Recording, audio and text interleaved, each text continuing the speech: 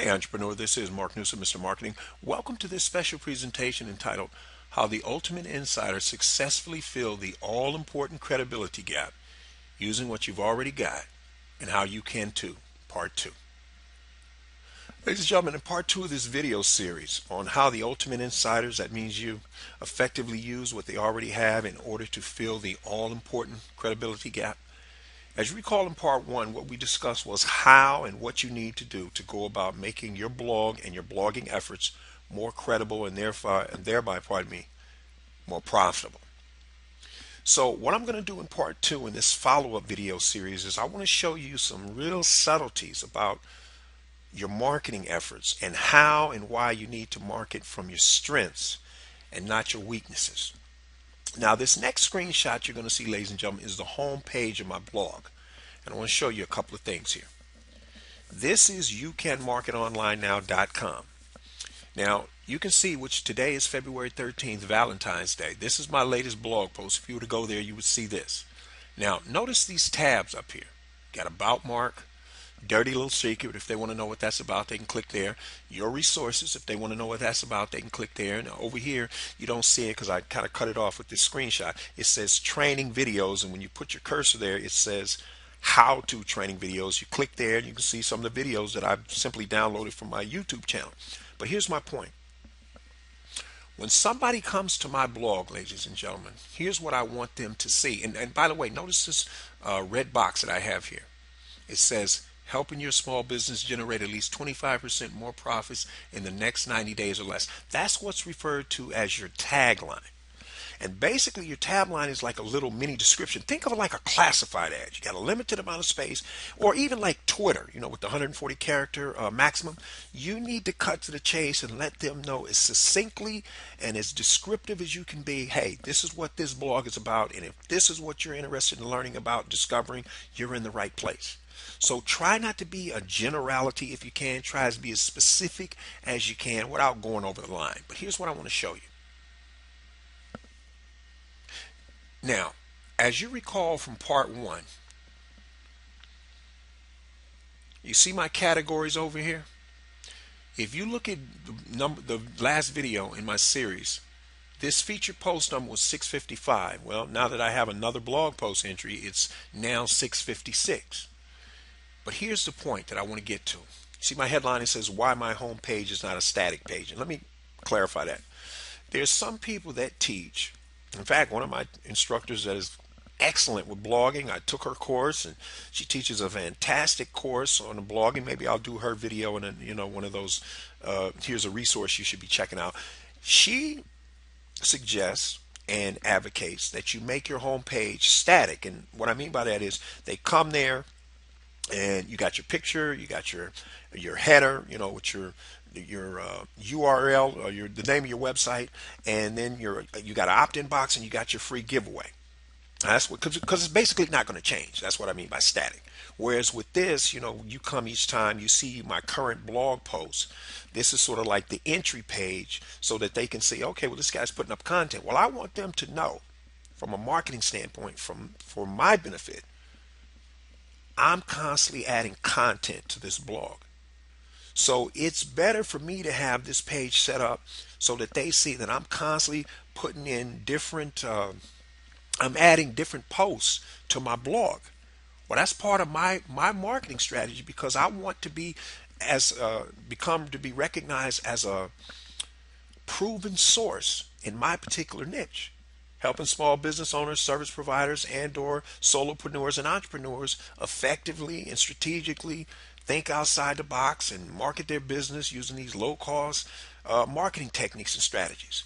Well, if I just have a lead capture page there, they don't really have any idea how much content I've put up, do they?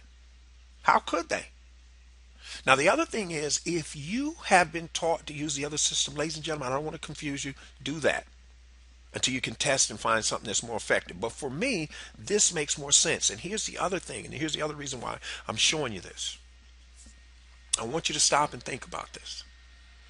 Let's suppose somebody comes. Now, this is my lead capture page. where if you were to go to this web address right here, and this is the address I'll give you at the end of this video, and this is the one I give it all at the end of my videos when I give what I call my CTA, or your call to action. I'm going to tell you to go to that website, youcanmarketonlinenow.com/sales, to get that PDF you see right there. Now, for a couple of copywriting things here. See these quotation marks at the beginning and the end?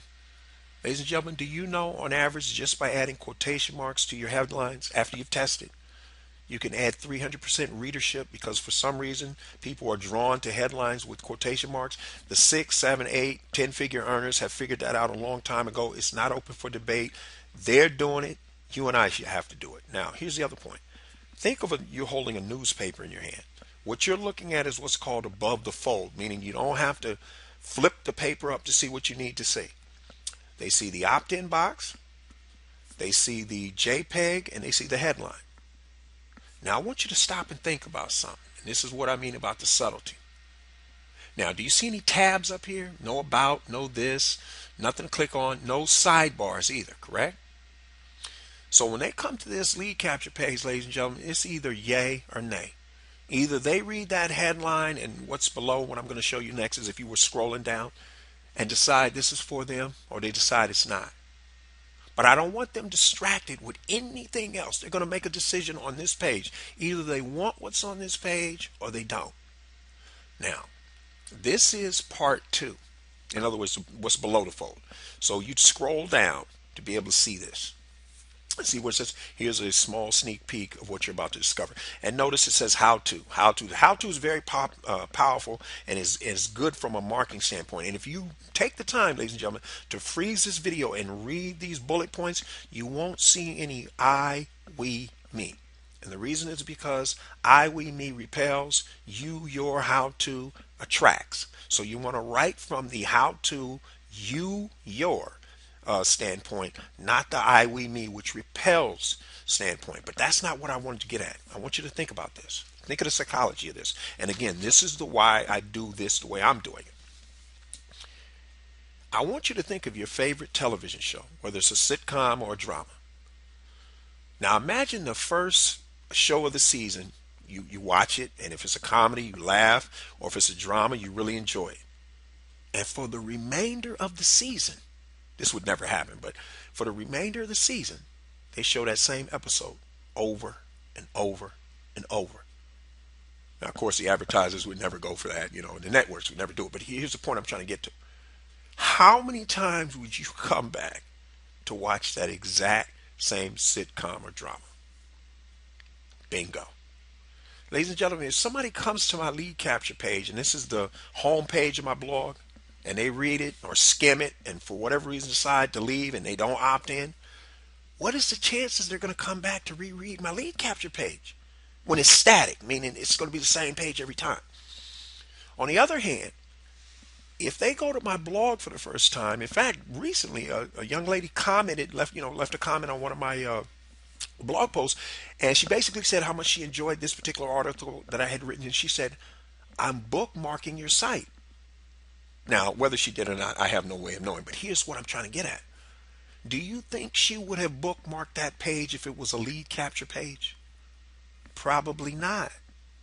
So the point that I'm saying that if I just put a lead capture page up there, they have no way of knowing how much content I have on this blog.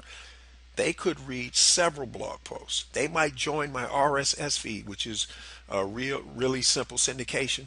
You can Google that to find out what it means. But the point is, the longer they stay on my blog, ladies and gentlemen, there's a chance they might join my list, they might buy something, or both. But how long do you think they're going to sit there and read the top of that last page I just showed you in this? Not very long. And if they leave without opting in, ladies and gentlemen, they're not going to come back to this same page to read this again, and then again next week and the following week. But if I have, as you see, all these this blog content on my blog, guess what? There's a very good chance they'll come back. That's why I don't have a static page. Now, that's my personal choice. I'm not saying that's what you should do.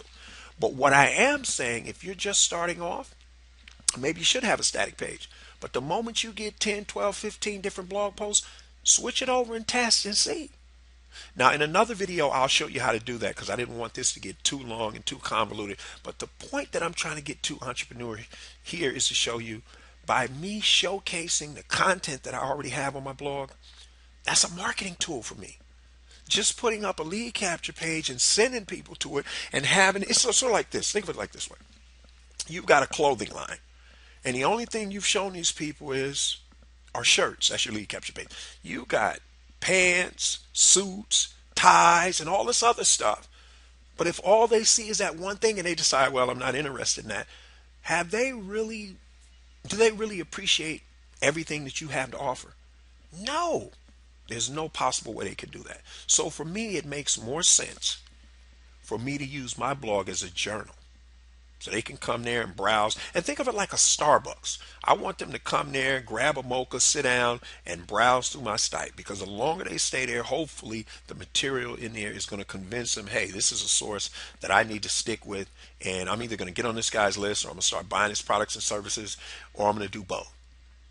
So that's why I do it, ladies and gentlemen, and I hope in this video you see how and why this method can and will add to your credibility, or at least it certainly does mine. So with that said, entrepreneur, for those of you who want to discover how you're going to add an additional 25% more gross profit to your bottom line, do so in the next 90 days or less without having to add any new customers or clients. And ladies and gentlemen, head over to youcanmarketonline.com/sales to grab your free 9-page special report. This is Mark Newsom, Mr. Marketing. We'll see you again next time on the Marketing Minute.